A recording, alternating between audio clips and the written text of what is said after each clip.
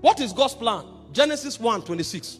He said, and God said, every time I read this scripture, I've read this scripture too many times. It humbles me at the majesty of God. It humbles me. You know, when I read this scripture, it looks to me like a studio of some sort where creation takes place.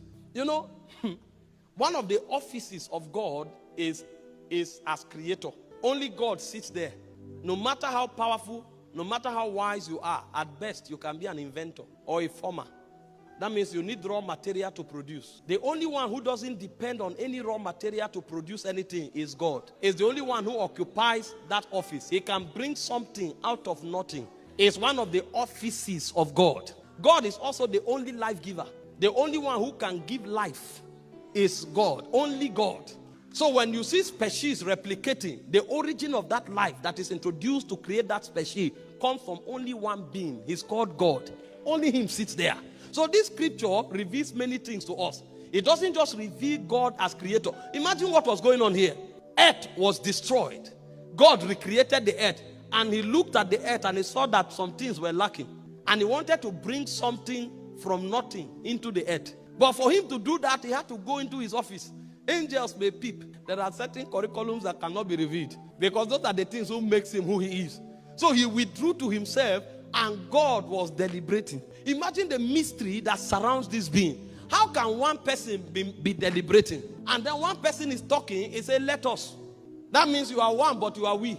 He said, let us make man. Let us create another entity. Because earth, there's a gap, there's a vacuum. Let's replace the vacuum so that we can bring balance to creation. Let us make man.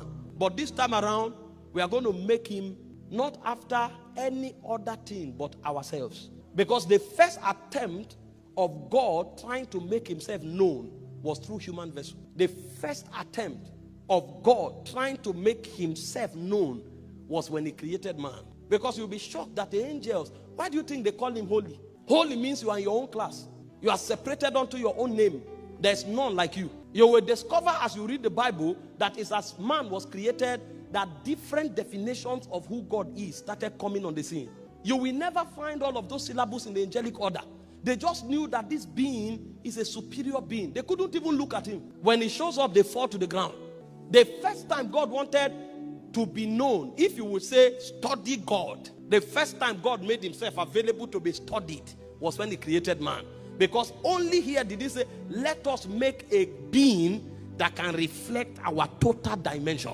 Now, if you study this scripture, you discover that the holistic essence of God was trapped in the creation of man.